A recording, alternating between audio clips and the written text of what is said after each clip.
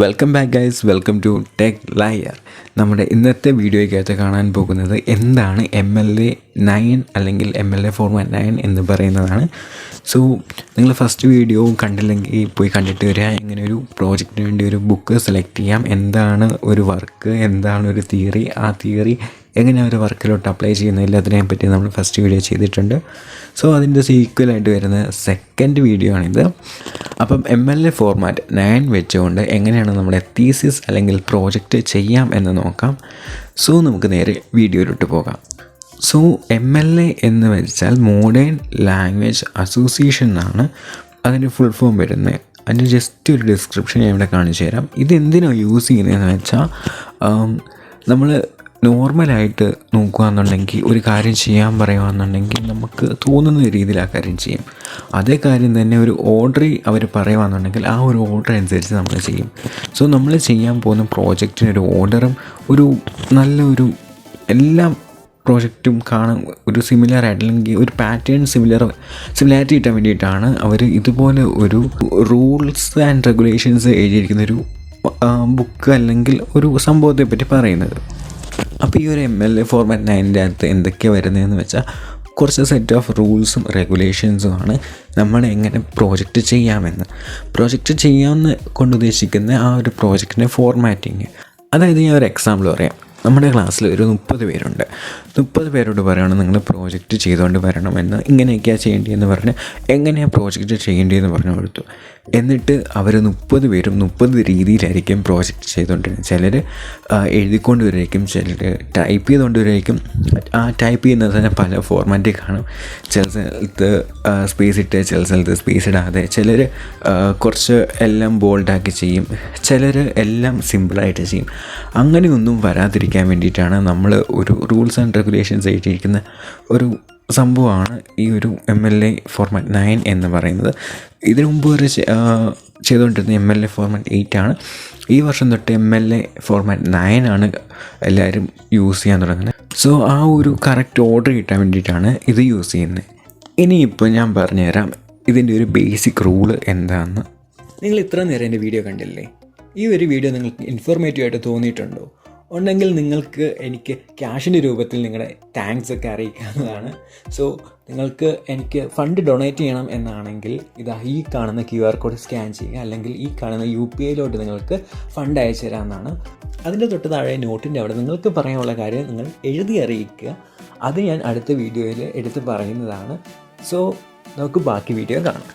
നിങ്ങളിപ്പോൾ സ്ക്രീനിലോട്ട് നോക്കുവാണെങ്കിൽ കാണാൻ പറ്റും ഒരു ഫോൺ സൈസ് ഞാൻ ഇവിടെ 12 കൊടുത്തിട്ടുണ്ട്. Font type Times New Roman, heading 14, line spacing double അല്ലെങ്കിൽ 2, left border 1.5 inch, alignment left, novel name italics, you tab key once while starting paragraph എന്ന് പറഞ്ഞ് ഇത്രയും കൊടുത്തിട്ടുണ്ട്. ഒറ്റ നോട്ടത്തിൽ നോക്കുമ്പോൾ ഇത് ഒന്നും മനസ്സിലാകത്തില്ല, പക്ഷേ ഇൻ ഡീറ്റെയിൽ ആയിട്ട് ഞാൻ ഇതെന്തൊക്കെയാണ് എന്നുള്ളത് എടുത്തെടുത്ത് കാണിക്കാം. അപ്പോൾ നിങ്ങൾക്ക് മനസ്സിലാവും. അത്യാവശ്യം അല്ലെങ്കിൽ ഏറ്റവും ബേസിക്കായിട്ട് നമ്മൾ അറിഞ്ഞിരിക്കേണ്ട കാര്യമാണ് ഇത്രയും കൊടുത്തിരിക്കുന്നത്. സോ ഇത് ഞാൻ തന്നെ കാറ്റഗറൈസ് ചെയ്തത് കേട്ടോ ഇത്രയും. അപ്പം ഞാൻ എൻ്റേതായിട്ടുള്ള രീതിയിലാണ് പറഞ്ഞുതരുന്നത്. ഓരോരുത്തരും അവരുടേതായിട്ടുള്ള രീതിയിൽ പറഞ്ഞുതരും. ഏറ്റവും ഇമ്പോർട്ടൻ്റ് നിങ്ങൾ നോക്കേണ്ട കാര്യം എന്ന് വെച്ചാൽ നിങ്ങൾക്ക് പ്രോജക്റ്റ് ചെയ്യാൻ വേണ്ടി ഒരു ഗൈഡിനെ അസൈൻ ചെയ്ത് തന്നിട്ടുണ്ട്. ആ ഗൈഡ് പറയുന്നത് കേൾക്കുക. സോ എന്തെങ്കിലും ഡൗട്ട് ഉണ്ടെങ്കിൽ ആ ഗൈഡിൻ്റെ അടുത്ത് ചോദിക്കുക. അത് മാത്രം ചെയ്യുക. ബാക്കിയെല്ലാം റെഫറൻസ് ആയിട്ട് എടുക്കുക. മെയിൻലി എൻ്റെ ഒരു വീഡിയോ നിങ്ങൾ റെഫറൻസ് ആയിട്ട് മാത്രം എടുത്താൽ മതി. അല്ലാതെ പ്രൈമറി ആയിട്ട് എൻ്റെ വീഡിയോ കണ്ടു എന്നൊന്നും വേണ്ട. ജസ്റ്റ് ഇത് റെഫറൻസ് ആയിട്ട് മാത്രം എടുത്താൽ മതി. എന്താണ് MLA ഫോർമാറ്റ് എന്നൊന്ന് അറിഞ്ഞിരിക്കാൻ മാത്രം. സോ നമ്മൾ പ്രോജക്റ്റ് ചെയ്യുന്ന സമയത്ത് നമ്മൾ ടൈപ്പ് ചെയ്താണ് പ്രോജക്റ്റ് ചെയ്യുന്നത്. മെയിൻലി മൈക്രോസോഫ്റ്റിൻ്റെ വേർഡ് എന്ന് പറയുന്ന ആ ഒരു ആപ്ലിക്കേഷൻ അല്ലെങ്കിൽ സോഫ്റ്റ്വെയറിലാണ് നമ്മൾ നമ്മുടെ പ്രോജക്റ്റ് ചെയ്യാൻ പോകുന്നത്. സോ അപ്പം അതിനകത്ത് നമ്മൾ ടൈപ്പ് ചെയ്യുന്ന ഓരോ സംഭവമില്ലേ, ഓരോ പാരഗ്രാഫും, ആ പാരഗ്രാഫിൻ്റെയും സൈസാണ് 12 എന്ന് കൊടുക്കുന്നത്. ആ പാരഗ്രാഫിൻ്റെ ഫോണ്ടിൻ്റെ സൈസാണ് 12 എന്ന് കൊടുത്തിരിക്കുന്നത്. അതുപോലെ തന്നെ ഏത് ടൈപ്പ് ഫോണ്ടാണ് നമ്മൾ യൂസ് ചെയ്യുന്നത്, ഇഷ്ടം പോലെ 100 കണക്കിന് ഫോൺ ടൈപ്പ് അവൈലബിൾ ആണ്. അതിനകത്ത് നമ്മൾ നമ്മുടെ തീസിസ് അല്ലെങ്കിൽ പ്രോജക്റ്റ് ചെയ്യാൻ വേണ്ടി യൂസ് ചെയ്യുന്ന ഫോണ്ടാണ് ടൈംസ് ന്യൂ റോമൻ എന്ന് പറയുന്നത്. ഓക്കെ, ഇനി മൂന്നാമതായിട്ട് വരുകയെന്നുണ്ടെങ്കിൽ നമ്മൾ ഹെഡിങ്. ഓക്കെ, ഹെഡിങ് ചില ഗൈഡുമാർ പറയും അത് 12 തന്നെ കിടന്നാൽ മതി എന്ന്, ചിലർ പറയും 14 എന്ന്. അത് ഓരോരുത്തരുടെയും ഇതനുസരിച്ച് വ്യത്യാസം വരുന്നതാണ്. പിന്നെ ലൈൻ സ്പേസിൻ്റെ കാര്യം, അതായത് ഫസ്റ്റ് ലൈനും സെക്കൻഡ് ലൈനും തമ്മിലുള്ള ആ ഒരു ഡിസ്റ്റൻസിനെയാണ്, അതായത് 2 സെൻറ്റൻസുകൾ തമ്മിലുള്ള ഡിസ്റ്റൻസിനെയാണ് നമ്മൾ ലൈൻ സ്പേസിങ് എന്ന് പറയുന്നത്. അത് ഡബിൾ അല്ലെങ്കിൽ 2 വേണം കൊടുക്കാൻ. അതൊക്കെ എങ്ങനെ കൊടുക്കേണ്ടതെന്ന് നമ്മൾ ഈ ഒരു വീഡിയോയ്ക്കകത്ത് കാണുന്നുണ്ട്. ഫസ്റ്റ് ഞാൻ തിയറി എന്ന രീതിയിൽ കുറച്ച് പറഞ്ഞുതരാം. പിന്നെ വരുമ്പം left border 1.5 inch. Okay, left border. ബാക്കി എല്ലാ ബോർഡറും ഓട്ടോമാറ്റിക്കലി 1 ഇഞ്ചാണ് കിടക്കുന്നത്. ലെഫ്റ്റ് മാത്രം നമ്മൾ 1.5 ഇഞ്ച് കൊടുക്കണം. കാരണം നമ്മുടെ തീസിസ് നമ്മൾ സ്പൈറൽ ചെയ്ത് വെക്കുന്നത്, സ്പൈറൽ ബൈൻഡ്. അപ്പം അതൊരു 1/2 ഇഞ്ച് സ്പൈറൽ ബൈൻഡ് ചെയ്യാൻ വേണ്ടി പോകും. സോ അതുകൊണ്ടാണ് 1.5 ഇഞ്ച് അവിടെ എടുക്കാൻ പറയുന്നത്. പിന്നെ അലൈൻമെൻറ്റ്. ഓക്കെ, അലൈൻമെൻറ്റ് എന്ന് വെച്ചാൽ 4 തരത്തിലുണ്ട്. ലെഫ്റ്റ് ഉണ്ട്, റൈറ്റ് ഉണ്ട്, സെൻറ്റർ ഉണ്ട്, ജസ്റ്റിഫൈ ഉണ്ട്. നമ്മളിതിനകത്ത് റൈറ്റും ജസ്റ്റിഫൈയും സെൻറ്ററും കൊടുക്കാൻ പാടില്ല. എപ്പോഴും ലെഫ്റ്റിൽ തന്നെ അലൈൻമെൻറ്റ് കീപ്പ് ചെയ്യാൻ നോക്കുക. പിന്നെ വരുന്നതാണ് നോവൽ. എവിടെ നോവലിൻ്റെ പേര് കണ്ടാലും അത് ഇറ്റാലിക്സിലാക്കി വെക്കുക. നമ്മുടെ വർക്കാണെങ്കിലും വെളിയിൽ നിന്ന് എടുത്ത ഒരു നോവലാണെങ്കിലും അത് ഇറ്റാലിക്സിൽ തന്നെ കൊടുക്കാൻ ശ്രദ്ധിക്കുക. പിന്നെ എല്ലാ പാരഗ്രാഫ് തുടങ്ങുന്ന സമയത്തും ഒരു ടാബ് സ്പേസ്, അതായത് നമ്മുടെ ലാപ്ടോപ്പിൻ്റെ അല്ലെങ്കിൽ നമ്മുടെ കീബോർഡിൽ കാണും ടാബ് എന്ന് പറയുന്നൊരു കീ. ഒരു പാരഗ്രാഫ് കഴിഞ്ഞാൽ അടുത്ത പാരഗ്രാഫിലോട്ട് പോകുമ്പോൾ ആ ഒരു ടാബ് എന്ന് പറഞ്ഞ കീയെ ഒരു തവണ പ്രസ് ചെയ്യുക. സോ ഇത്രയാണ് ബേസിക് റൂൾ എന്ന് പറയുന്നത്. സോ ഇത്രയാണ് നമ്മൾ അത്യാവശ്യമായിട്ട് അറിഞ്ഞിരിക്കേണ്ട കുറച്ച് കാര്യങ്ങൾ. ഇനി MLA ഫോർമാറ്റ് 9ൻ്റെ അത് നിങ്ങൾക്ക് എന്തെങ്കിലും ഡൗട്ട് വരികയാണെങ്കിൽ, അതായത് ഇപ്പം ഒരു വർക്ക് എടുത്തു വെളിയിൽ നിന്നൊരു വർക്ക് എടുത്തു, അതിനകത്ത് നിന്ന് നമ്മൾ കോട്ട് ചെയ്യുക, ഒരു പാരഗ്രാഫ് എടുത്തിട്ട് അത് നമ്മുടെ തീസിസിലോട്ട് ആഡ് ചെയ്യുക. അതെങ്ങനെ ആഡ് ചെയ്യണം, ആഡ് ചെയ്യുമ്പോൾ ഫോർമാറ്റ് എങ്ങനെയാണെന്നൊക്കെയാണ് നിങ്ങൾക്ക് ഡൗട്ട് വരികയെന്നുണ്ടെങ്കിൽ അതിന് നിങ്ങൾക്ക് ഏറ്റവും യൂസ്ഫുള്ളായിട്ട് വരുന്ന ഒരു വെബ്സൈറ്റ് ഞാൻ പറഞ്ഞു തരാം. ഈ ഒരു വെബ്സൈറ്റിൽ കയറി കഴിയുമ്പോൾ നിങ്ങൾക്ക് ഇതുപോലെ ഒരു ഇൻ്റർഫേസ് ആയിരിക്കും കിട്ടുന്നത്. ഞാനിത് കുറച്ച് ഉള്ളിലേക്ക് വരണം, ഈ ഒരു വെബ്സൈറ്റിനുള്ളിലേക്ക്. അതെല്ലാം ഞാൻ സെറ്റാക്കിയിട്ടാണ് ലിങ്ക് ഇട്ടേക്കുന്നത്.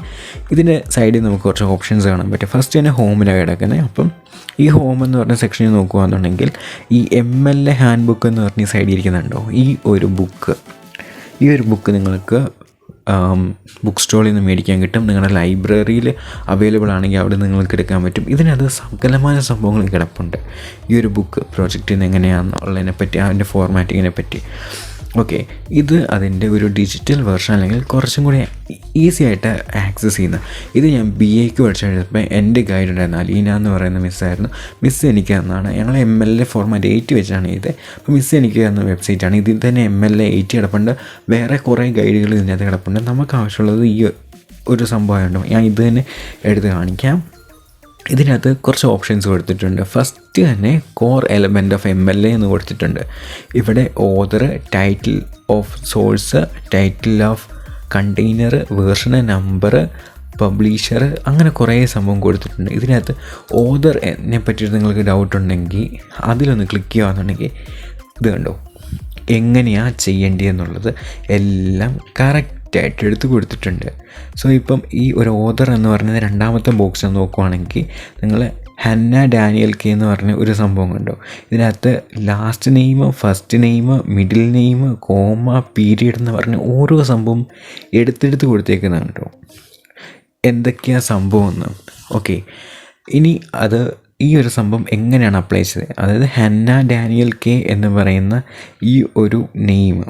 ഓക്കെ, ഈ ഒരു നെയിം സത്യത്തിൽ ഇങ്ങനെയല്ല വരുന്നത്, ഡാനിയൽ കെ ഹന്ന എന്നാണ് നെയിം വരുന്നത്. പക്ഷേ ഇത് നമ്മൾ MLA ഫോർമാറ്റിലോട്ട് വരുമ്പം ഈ സെക്കൻഡ് നെയിം അല്ലെങ്കിൽ സർ നെയിം, ലാസ്റ്റ് നെയിം എന്ന് പറയുന്നത് ഫസ്റ്റിലോട്ടിടും.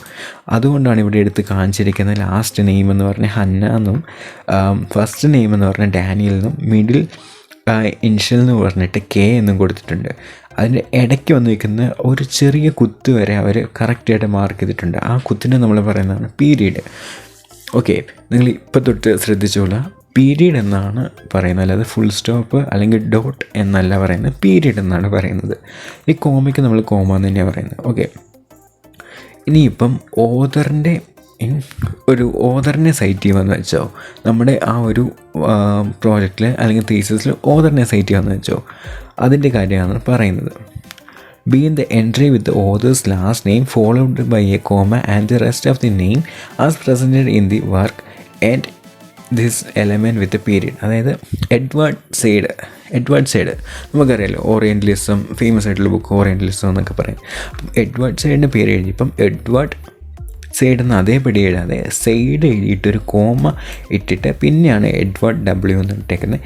പിന്നെയാണ് പുള്ളിക്കാരൻ്റെ ഒരു ഫുൾ സ്റ്റോപ്പ് ഇട്ടാൽ അവിടെ തീർത്തു. ഫുൾ സ്റ്റോപ്പ് എന്ന് ഉദ്ദേശിച്ചാണ് ആ ഒരു പീരീഡ് എന്നാണ്. ഓക്കെ, അതവിടെ തീർത്തു. അത് കഴിഞ്ഞിട്ട് സ്പേസ് ഇട്ടിട്ടാണ് പിന്നെ ആ പുള്ളിക്കാരൻ്റെ വർക്കിൻ്റെ കൾച്ചർ ആൻഡ് ഇമ്പീരിയലിസം എന്ന് പറഞ്ഞ് കൊടുത്തിരിക്കുന്നത്. പിന്നെ അത് നിർത്തി. പിന്നെ അടുത്തായിട്ട് പബ്ലിഷറിൻ്റെ പേരാണ് ഇവിടെ കൊടുത്തിരിക്കുന്നത്. പിന്നെ നിർത്തി അത് പബ്ലിഷിംഗ് ഇയറാണ് കൊടുത്തിരിക്കുന്നത്. ഓക്കെ, ആ ഒരു കാര്യമൊക്കെ എടുത്തെടുത്ത് കൊടുത്തിട്ടുണ്ട്. അതുപോലെ നിങ്ങൾക്ക് ഏതിലെന്ത് ഡൗട്ട് വന്നാലും നിങ്ങൾക്ക് ഈ ഒരു വെബ്സൈറ്റിൽ കയറി നോക്കാവുന്നതാണ്. ഏറ്റവും കൂടുതൽ ആൾക്കാർക്ക് പണി കിട്ടുന്ന ഒരു സ്പേസാണ് വർക്ക് സൈറ്റ് എന്ന് പറയുന്നത്. അപ്പം അതിനിവിടെ ഡെഡിക്കേറ്റഡ് ആയിട്ടുള്ള ഓപ്ഷൻ കൊടുത്തിട്ടുണ്ട്. ആ ഒരു വർക്ക് സൈറ്റിലോട്ട് കയറി പോകാമെന്നുണ്ടെങ്കിൽ എങ്ങനെ ഓരോ വർക്കും സൈറ്റ് ചെയ്യണം എന്ന് കറക്റ്റായിട്ട് ഇവിടെ കൊടുത്തിട്ടുണ്ട്. സോ അത് നിങ്ങൾക്ക് നോക്കി റെഫർ ചെയ്യാൻ പറ്റുന്നതാണ്. ഇപ്പം ഇവിടെ നോക്കുകയാണെന്നുണ്ടെങ്കിൽ ആനി ഗോൾഡ്മാൻ എന്ന് പറയുന്ന ഒരു പേര്, അതിൻ്റെ സെക്കൻഡ് നെയിം ഫസ്റ്റ് ഇട്ട്, സർനെയിം ഗോൾഡ്മാൻ ഫസ്റ്റ് ഇട്ടിട്ട് പിന്നെ ആനി എന്നിട്ടു. ഇത് നമ്മൾ എവിടെയാണ് കണ്ടതെന്ന് വെച്ചാൽ ഈ ഫസ്റ്റ് കോർ എലമെൻസിനകത്ത് ഓതറിനെ പറ്റി നമ്മൾ നോക്കിയില്ലായിരുന്നു, അതിനകത്താണ് കണ്ടത്. അപ്പം നമുക്ക് മനസ്സിലായില്ലേ, ആ ഒരു സെക്കൻഡ് നെയിം എടുത്ത് നമ്മളെടുത്ത് ഫസ്റ്റ് ഇടും, ഫസ്റ്റ് നെയിം പിന്നെ രണ്ടാമതായി പോവും, അങ്ങനെയൊക്കെ. പിന്നെ ഇതിന് താഴോട്ട് വരുവാണെങ്കിൽ ടൈറ്റിൽ ഓഫ് കണ്ടെയ്നർ കൊടുത്തിട്ടുണ്ട്, ടൈറ്റിൽ ഓഫ് സോഴ്സ് കൊടുത്തിട്ടുണ്ട്, വെർഷൻ എടുത്തിട്ടുണ്ട്, നമ്പർ കൊടുത്തിട്ടുണ്ട്, പബ്ലിഷർ, അങ്ങനെ ഇഷ്ടം പോലെ ഓപ്ഷൻസ് കൊടുത്തിട്ടുണ്ട്. ഇതെല്ലാം നമുക്ക് ആവശ്യം വരുന്ന എല്ലാം നമുക്ക് ആവശ്യം വരത്തില്ല, നമുക്ക് ആവശ്യം വരുന്ന സാധനം മാത്രം എടുത്തു നോക്കുക. ഇനി ഒരു ബുക്ക് സൈറ്റ് ചെയ്യുക അല്ലെങ്കിൽ ഒരു ആർട്ടിക്കിൾ സൈറ്റ് ചെയ്യുക എന്നുണ്ടെങ്കിൽ ആർട്ടിക്കിൾ എന്ന് പറയുന്ന ഓപ്ഷൻ എടുക്കുക. അതായത് നിങ്ങൾ നിങ്ങളുടെ തീസിസിന് വേണ്ടിയിട്ട്, നിങ്ങളുടെ പ്രോജക്റ്റ് വേണ്ടിയിട്ട് വെളിയിൽ നിന്ന് ഒരു ആർട്ടിക്കിൾ എടുത്തു. അപ്പം ആർട്ടിക്കിൾ എടുത്തു കഴിഞ്ഞാൽ ആ ആർട്ടിക്കിൾ എങ്ങനെ ഇതിലോട്ട് ഇൻക്ലൂഡ് ചെയ്യും നമ്മുടെ പ്രോജക്റ്റിലോട്ട്. അപ്പം ആർട്ടിക്കിൾ എന്ന് പറയുന്ന ഓപ്ഷനിലോട്ട് പോവുക. അവിടെ ആർട്ടിക്കിൾ വിത്ത് വൺ ഓതർ, നമ്മുടെ ആർട്ടിക്കിളിന് ഒരു ഓതറാണോ എന്ന് നോക്കുക, അല്ലെ 2 ഓതറാണോ എന്ന് നോക്കുക, അല്ലെങ്കിൽ 3 അതിൽ കൂടുതൽ ഓതറാണ് നോക്കുക. ഇപ്പം ഒരു ഓതർ എന്നുണ്ടെങ്കിൽ ആ 1 ഓതർ എന്നുള്ള ആ ഒരു ഓപ്ഷനെ ക്ലിക്ക് ചെയ്യുക. അപ്പം ഇത് കണ്ടോ, കറക്റ്റായിട്ട് എങ്ങനെ സൈറ്റ് ചെയ്യണം എന്നുള്ള ഇൻ ഡീറ്റെയിൽഡ് ആയിട്ടുള്ള ഒരു സംഭവം ഇവിടെ അവർ കൊടുത്തിട്ടുണ്ട് വിത്ത് എക്സാമ്പിൾ. ഇപ്പം അവർ ഫസ്റ്റ് തന്നെ കൊടുത്തിരിക്കുന്ന ഇത് കണ്ടോ, ഓതറിൻ്റെ ഓതർ ഇവിടെ കൊടുക്കണം, അത് കഴിഞ്ഞ് ഫസ്റ്റ് നെയിം കൊടുക്കണം, പിന്നെ പീരീഡ് ഇട്ട് നിർത്തി, പിന്നെ ആർട്ടിക്കിളിൻ്റെ പേര്, title of the article double quotes ഇട്ട് വേണം കൊടുക്കാൻ, പിന്നെ ടൈറ്റിൽ ഓഫ് ദി ജേണൽ അത് ഇറ്റാലിക്സിൽ വേണം കൊടുക്കാൻ. ഓക്കെ, ആർട്ടിക്കിളിൻ്റെ ടൈറ്റിൽ അവിടെ ഡബിൾ കോഡ്സിന് അത് കൊടുക്കണം, ജേണലിൻ്റെ ടൈറ്റിൽ അവിടെ ഇറ്റാലിക്സിൽ കൊടുക്കണം, പിന്നെ അതിന് വോളിയവും ഇഷ്യൂ നമ്പറും കൊടുക്കുക. എല്ലാം ശ്രദ്ധിക്കുക, അതിനിടയ്ക്ക് കോമയുണ്ട്. അത് കഴിഞ്ഞ് വോളിയം ഇഷ്യൂ നമ്പറും കൊടുത്ത് അവിടെ ഒരു കുത്തിടുക, കുത്തെന്ന് വെച്ചാൽ പീരീഡ് ഇടുക, അത് കഴിഞ്ഞൊരു കോമ ഇട്ടിട്ട് പിന്നെ ഏത് വർഷമാണെന്ന് ഇടുക, എന്നിട്ടൊരു കോമ ഇടുക, പിന്നെ അതിൻ്റെ പേജ് PP എന്നിട്ടിട്ട് അതിൻ്റെ പേജ് റേഞ്ച്, അതായത് എത്ര പേജ് തൊട്ട് എത്ര പേജ് ഇടുക. ഇപ്പോൾ 5 തൊട്ട് 6 5 ഇടുക, 5 to 6. പിന്നെ ഇത് കണ്ടോ, ഡേറ്റാബേസ് സോഴ്സ് അല്ലെങ്കിൽ ഡൊമെയിൻ ഓർ URL, ഇത് ഓൺലൈനായിട്ട് എടുക്കുകയെന്നുണ്ടെങ്കിലാണ് ഇത് വരുന്നത്. ഓഫ്ലൈൻ ആണെങ്കിൽ നമുക്ക് ഇവിടം വരെ പേജ് നമ്പർ ഇട്ട് ഇത്ര നിർത്താവുന്നതാണ്. ഇപ്പം നമ്മൾ ഓൺലൈനായിട്ട് എടുക്കുകയാണെങ്കിൽ അതിൻ്റെ URL കൂടി വെക്കേണ്ടി വരും, അതാണ് ഇവിടെ ബ്രാക്കറ്റിൽ കൊടുത്തിരിക്കുന്നത്. നമുക്കതിനൊരു എക്സാമ്പിൾ അവരിവിടെ കൊടുത്തിട്ടുണ്ട്.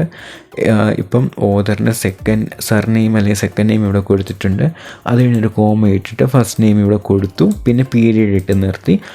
പിന്നെ ഇതാണ് ആർട്ടിക്കിളിൻ്റെ പേര് കിടക്കുന്ന മാസ് മർഡർ എന്ന്, അത് 2 ഡബിൾ കോഡ്സിനകത്ത് നിർത്തി, പിന്നെ ഒരു പീരീഡ് ഇട്ടു. നിങ്ങൾ ശ്രദ്ധിച്ചോണം, ഒരു പീരീഡ് കഴിഞ്ഞിട്ടാണ് ഇവിടെ ഈ ഒരു ഡബിൾ കോഡ്സ് ക്ലോസ് ചെയ്തിരിക്കുന്നതെന്ന് ശ്രദ്ധിച്ചോണം. പിന്നെ കുറച്ച് സ്പേസ് ഇട്ടിട്ട് ആ ഒരു ജേണലിൻ്റെ പേരിട്ടിട്ടുണ്ട്, ഫെമിനിസ്റ്റ് സ്റ്റഡീസ് എന്നാൽ എത്രാമത്തെ വോളിയമാണ്, എത്രാമത്തെ നമ്പറാണെന്നും ഏത് വർഷമാണ് പബ്ലിഷ് ചെയ്തതെന്നും പിന്നെ പേജ് നമ്പർ റേഞ്ച് കൊടുത്തിട്ടുണ്ട്. PP എന്നിട്ടിട്ടാണ് പേജ് നമ്പർ കൊടുത്തിരിക്കുന്നത്. പിന്നെ ഇത് കണ്ടോ, ആ ഒരു വെബ്സൈറ്റ് ഇവിടെ കൊടുത്തിട്ടുണ്ട് ഓൺലൈനായിട്ട് ആയതുകൊണ്ട് തന്നെ. അപ്പം ഒരു 2 ഓതറിൻ്റെ ആണെന്നുണ്ടെങ്കിൽ ഇവിടെ ക്ലിക്ക് ചെയ്യുകയാണെന്നുണ്ടെങ്കിൽ കാണാൻ പറ്റും എങ്ങനെ 2 ഓതറിൻ്റെ 3 ഓതറുണ്ട് അല്ലെങ്കിൽ 3 കൂടുതലുണ്ടെങ്കിൽ അതെങ്ങനെയാണെന്നൊക്കെ കറക്റ്റായിട്ട് ഇവിടെ കാണാൻ പറ്റും. സോ ഇതിൻ്റെ താഴോട്ട് നിങ്ങൾ വരിക എന്നുണ്ടെങ്കിൽ അവർ കൊടുത്തിട്ടുണ്ട് ലൈബ്രറി ഡേറ്റാബേസിലാണെങ്കിൽ എങ്ങനെയാണ്, ഫ്രീ വെബിൽ എങ്ങനെയാണ് പ്രിൻറ്റ് ചെയ്തിരിക്കുക. പ്രിൻറ്റ് ചെയ്യുകയെന്ന് വെച്ചാൽ നമ്മൾ ഇപ്പം നമ്മുടെ കൈ മാഗസീനായിട്ട് കിട്ടത്തില്ലേ, ആ ഒരു സംഭവം അതിനകത്താണെങ്കിൽ എങ്ങനെയാണ് കോട്ട് ചെയ്യേണ്ടത് എന്നുള്ളത്, അല്ലെങ്കിൽ കൂടുതൽ ഇൻഫർമേഷൻ വേണമെന്നുണ്ടെങ്കിൽ നമുക്കിവിടെ ക്ലിക്ക് ചെയ്യുകയാണെന്നുണ്ടെങ്കിൽ ആ ഒരു പുതിയ ഇൻഫർമേഷൻസ് അല്ലെങ്കിൽ കൂടുതൽ ഇൻഫർമേഷൻ കിട്ടുന്ന ആ ഒരു പേജിലോട്ട് പോകും. ഓക്കെ, പിന്നെ മാഗസീനിൽ നിന്ന് കോട്ട് ചെയ്യുകയാണെങ്കിൽ എങ്ങനെയാണ്, ന്യൂസ് പേപ്പറിൽ നിന്ന് കോട്ട് ചെയ്യുകയാണെന്നുണ്ടെങ്കിൽ അതൊക്കെ എങ്ങനെയാണെന്നുള്ളത് അവർ ഇൻ ഡീറ്റെയിൽ ആയിട്ട് ഇവിടെ കൊടുത്തിട്ടുണ്ട്. ഇതൊക്കെ വേണം നിങ്ങൾ കോട്ട് ചെയ്യുന്നുണ്ടെങ്കിൽ മാത്രമേ നിങ്ങൾക്ക് യൂസ് ചെയ്താൽ മതിയാകും. പിന്നുള്ളത് ബുക്സ്. ഓക്കെ, ഉറപ്പായിട്ടും ബുക്സ് നമ്മൾ കോട്ട് വരുന്നുണ്ട്. അപ്പം ബുക്ക് വിത്ത് 1 ഓതറാണോ അതോ 2 ഓതറാണോ അതോ 3 or more ഓതറാണോ എന്നൊക്കെ അല്ലെങ്കിൽ ഓതറേ ഇല്ലേ, അല്ലെങ്കിൽ ആർട്ടിക്കിൾ ഇന്നെ റെഫറൻസ് ബുക്കാണോ, അല്ല ആർട്ടിക്കിൾ ഓർ ചാപ്റ്റർ ഇന്നെ എഡിറ്റഡ് ബുക്കാണോ, ഈ ബുക്കാന്ന് വെച്ചാൽ നമ്മൾ ഓൺലൈനായിട്ട് കിട്ടത്തില്ലേ, ആ ടൈപ്പ് ബുക്കാണോ, റെഫറൻസ് വർക്കാണോ, അങ്ങനെ എല്ലാ ഓപ്ഷൻസും കൊടുത്തിട്ടുണ്ട്. ഞാനിപ്പോൾ 1 ഓതർ വെച്ചിട്ടുള്ളൊരു ബുക്ക് കാണിച്ചു തരാം. ഓക്കെ, നിങ്ങളുടെ താഴോട്ടാണ് കാണാൻ പറ്റും. റെഫറൻസ് കൊടുത്തിരിക്കുന്ന ഓതറിൻ്റെ സർനെയിം ആദ്യം കൊടുക്കുക, എന്നിട്ടൊരു കോമ ഇടുക, പിന്നെ ഫസ്റ്റ് നെയിം കൊടുക്കുക, ഒരു പീരീഡ് ഇടുക. ബുക്കിൻ്റെ ടൈറ്റിലും സബ് ടൈറ്റിലും ഉണ്ടെങ്കിലും അത് രണ്ടും കൂടി ചേർത്ത് ഇറ്റാലിക്സ് കൊടുക്കുക. അത് കഴിഞ്ഞ് ഒരു പീരീഡ് ഇട്ട് നിർത്തുക. പിന്നെ പബ്ലിഷറിൻ്റെ ഏതാണോ പബ്ലിഷർ അത് കൊടുക്കുക, ഒരു കോമ ഇടുക, പബ്ലിഷിംഗ് ഇയർ കൊടുക്കുക, പീരീഡ് ഇടുക. ഇത്രയേ ഉള്ളൂ ഒരു ബുക്ക് വെളിയിൽ നിന്ന് റെഫറൻസ് ആയിട്ട് കൊടുക്കുകയെന്നുണ്ടെങ്കിൽ. ഓക്കെ, ഇനി അതിന് താഴോട്ട് നോക്കുകയാണെന്നുണ്ടെങ്കിൽ സാധാരണ ഒരു ബുക്കാണോ അത് എഡിറ്റ് ചെയ്തേക്കുന്ന ഒരു ബുക്കാണോ അതോ numbered edition other than the first അങ്ങനെ പറഞ്ഞു ഓരോ കാറ്റഗറി തിരിച്ച് ഇവർ കൊടുത്തിട്ടുണ്ട്. സോ മോർ ഇൻഫോ എന്ന് പറഞ്ഞ് കൊടുത്തിട്ടുണ്ട്. ഇതിലൊന്നും പെടാത്തതാണെങ്കിൽ നമുക്ക് ഇവിടെ കുറച്ചും കൂടി അഡീഷണലായിട്ട് നമുക്ക് സെർച്ച് ചെയ്യാൻ പറ്റുന്ന 2 വെബ്സൈറ്റിൻ്റെ ലിങ്കും അവർ കൊടുത്തിട്ടുണ്ട്. അങ്ങനെ നിങ്ങൾക്ക് ഒരു ബുക്കിൻ്റെ കാര്യത്തിൽ കോട്ട് ചെയ്യാൻ പറ്റും. ഇനിയിപ്പോൾ ഒരു വെബ്സൈറ്റിൽ നിന്ന് കോട്ട് ചെയ്യുന്നുണ്ടെങ്കിൽ വെബ്സൈറ്റിൻ്റെ അതിൽ ക്ലിക്ക് ചെയ്യുകയാണെന്നുണ്ടെങ്കിൽ നമുക്ക് കുറച്ച് ഓപ്ഷൻസ് കിട്ടും. ബേസിക് വെബ് പേജാണോ, ഓതർ ഇല്ലാത്തതാണോ, ബ്ലോഗാണോ, അതായത് ഓൺലൈനായിട്ട് ആൾക്കാർ എഴുതിയിടത്തില്ലേ ആ ഒരു ടൈപ്പാണ്, ബ്ലോഗാണോ അതോ എൻട്രി ഇൻ റെഫറൻസ് ബുക്കാണോ, അല്ലെങ്കിൽ ഗവൺമെൻറ് ഏജൻസി ഡോക്യുമെൻ്റ് ആണോ, അങ്ങനെ പറഞ്ഞ് കൊടുത്തിട്ടുണ്ട്. ഇപ്പം നമ്മൾ ബേസിക് വെബ് പേജ് ഉള്ള ഒന്നാണെങ്കിൽ അതെങ്ങനെ കോട്ട് ചെയ്യണമെന്ന് ഇവിടെ കൊടുത്തിട്ടുണ്ട്. അത് ഡബിൾ കോട്ട്സിൻ്റെ അകത്ത് ഫസ്റ്റിന് ഓതറിൻ്റെ നെയിം അല്ലെങ്കിൽ ഓർഗനൈസേഷൻ്റെ നെയിം അറിയാം എങ്കിൽ മാത്രം, ഇഫ് നോൺ ഓക്കെ ഓതറിൻ്റെ നെയിമും ഓർഗനൈസേഷൻ്റെ പേരും അറിയാമെങ്കിൽ മാത്രം കോട്ട് ചെയ്യുക. അത് കഴിഞ്ഞ് ഒരു പീരീഡ് ഇട്ട് ഡബിൾ കോട്ട്സിനകത്ത് title of the specific document or page കൊടുക്കുക. അതും നിങ്ങൾ ശ്രദ്ധിക്കണമെങ്കിൽ മനസ്സിലാകും. ഇറ്റാലിക്സും ചെയ്തിട്ടുണ്ട്, ഇറ്റാലിക്സിന് കൊടുത്തിട്ടുണ്ട്, ഡബിൾ കോട്ട്സും കൊടുത്തിട്ടുണ്ട്. ഡബിൾ കോട്ട്സും ഇറ്റാലിക്സും ഒരുമിച്ചാണ് കൊടുത്തിരിക്കുന്നത്. പിന്നെ വെബ്സൈറ്റ് ഏതാണ്, അതിൻ്റെ ഡേറ്റ്, പിന്നെ അതിൻ്റെ URL, ഇത്രയും കാര്യങ്ങൾ കറക്റ്റായിട്ട് കൊടുക്കുക. ഇനിയിപ്പം നിങ്ങൾ സിനിമയ്ക്കകത്തുനിന്ന് അല്ലെങ്കിൽ യൂട്യൂബ് വീഡിയോയ്ക്കകത്തുനിന്ന് അല്ലെങ്കിൽ പോഡ്കാസ്റ്റ് വീഡിയോ ഒക്കെ ആണെങ്കിൽ അതെങ്ങനെയാണ് ചെയ്യുന്നതെന്നും ഇവിടെ കൊടുത്തിട്ടുണ്ട്. ഇപ്പോൾ ഫിലിമിൽ നിന്ന് എടുക്കുന്നതെന്നുണ്ടെങ്കിൽ നോക്കുക, ഫസ്റ്റിന് ലാസ്റ്റ് നെയിമും കൊടുക്കുക. അത് കഴിഞ്ഞ് first name of the creator. Okay, creator എന്ന് വെച്ചാൽ നമ്മുടെ ഇവിടെ ഡയറക്ടറാണ്. സോ ഫസ്റ്റ് നെയിം രണ്ടാമതും ലാസ്റ്റ് നെയിം ആദ്യം കൊടുക്കുക. അത് കഴിഞ്ഞ് പീരീഡ് ഇടുക. പിന്നെ ഡബിൾ കോട്ട്സിനകത്ത് ആ ഒരു ഫിലിമിൻ്റെ പേരെന്താ എന്ന് ടൈപ്പ് ചെയ്ത് കൊടുക്കുക. പിന്നെ ഡബിൾ കോട്ട്സ് ക്ലോസ് ചെയ്യുന്ന മുമ്പ് തന്നെ പീരീഡ് ഇടുക, അതായത് ഫുൾ സ്റ്റോപ്പ് ഇടുക. അത് കഴിഞ്ഞ് ഡബിൾ കോട്ട്സ് ക്ലോസ് ചെയ്യുക. പിന്നെ ഇറ്റാലിക്സിനകത്ത് ടൈറ്റിൽ ഓഫ് ദി വെബ്സൈറ്റ് കൊടുക്കുക.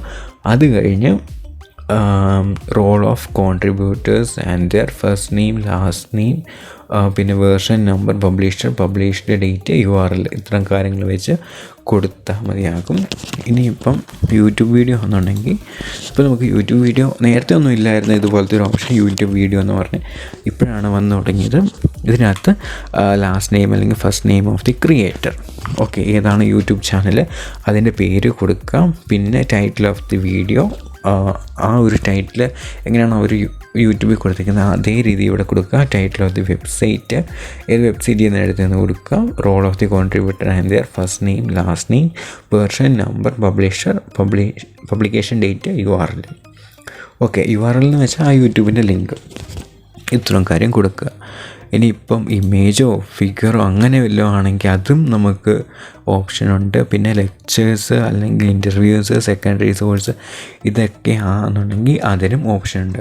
സോ നിങ്ങൾ എവിടുന്ന് ഏത് രീതിയിൽ റെഫറൻസ് ചെയ്താലും അതെങ്ങനെ സൈറ്റ് ചെയ്യണം എന്ന് ഈ ഒരു വെബ്സൈറ്റിൽ കയറി നിങ്ങൾക്ക് മനസ്സിലാകും. ഇപ്പോൾ നിങ്ങൾക്ക് ഒരു ഓവറോൾ ഐഡിയ കിട്ടി കാണത്തില്ലേ? എനിക്കറിയാം ഈ ഒരു വീഡിയോ ഇപ്പോൾ തന്നെ അത്യാവശ്യം ലെങ്തി ആയിട്ടുണ്ടെന്ന്, പക്ഷേ ഞാൻ നിങ്ങളോട് ഫസ്റ്റ് തന്നെ പറഞ്ഞിരുന്നു എങ്ങനെയാണ് എന്ന് കാണിച്ചു തരാമെന്ന്. അതായത് MLA ഫോർമാറ്റ് ആദ്യം ഒരു ബേസിക് ആയിട്ടുള്ള ഫോർമാറ്റ് എങ്ങനെയാണ് ചെയ്യുന്നതെന്ന് വേർഡിൻ്റെ അകത്ത് കാണിച്ചു തരാം എന്ന് പറഞ്ഞിട്ടുണ്ടായിരുന്നു. സോ അതിന് ഡെഡിക്കേറ്റഡ് ആയിട്ട് വേറെ വീഡിയോ ചെയ്തിട്ടുണ്ട്. ആ ഒരു വീഡിയോയുടെ ലിങ്കും ഈ ഒരു വീഡിയോയുടെ ഡിസ്ക്രിപ്ഷനിൽ കൊടുക്കാം. നിങ്ങൾ ആദ്യം പോയി നോക്കുകയാണെന്നുണ്ടെങ്കിൽ അതും കാണാൻ പറ്റും. സോ ഞാൻ ഇടയ്ക്ക് പറഞ്ഞ കാര്യം മറക്കണ്ട, നിങ്ങൾക്ക് എന്നെ സപ്പോർട്ട് ചെയ്യണമെന്നുണ്ടെങ്കിൽ ഈ ഒരു UPIയിലോട്ട് നിങ്ങൾക്ക് ക്യാഷ് അയച്ച് സപ്പോർട്ട് ചെയ്യാം. ഒത്തിരി പൈസ ഒന്നും അയക്കാമെന്ന് പറയുന്നത് നിങ്ങൾക്ക് പറ്റുന്ന രീതിയിലുള്ള പൈസ നിങ്ങൾക്ക് താല്പര്യമുണ്ടെങ്കിൽ മാത്രം, അതായത് ഈ ഒരു വീഡിയോ ഇൻഫോർമേറ്റീവ് ആയിട്ടുണ്ടെങ്കിൽ മാത്രം അയച്ചിരിക. സോ ഇതിന് ബാക്കി ഓരോ ചാപ്റ്റർ വൈസ് നമ്മൾ ചെയ്യുന്നുണ്ട്. സബ്സ്ക്രൈബ് ചെയ്യുക, പ്ലേലിസ്റ്റ് എടുത്ത് നോക്കുക, ഡൗട്ട് ഉണ്ടെങ്കിൽ കമൻറ്റ് ചെയ്യുക. അപ്പം അടുത്തൊരു വീഡിയോയിൽ വീണ്ടും കാണാം.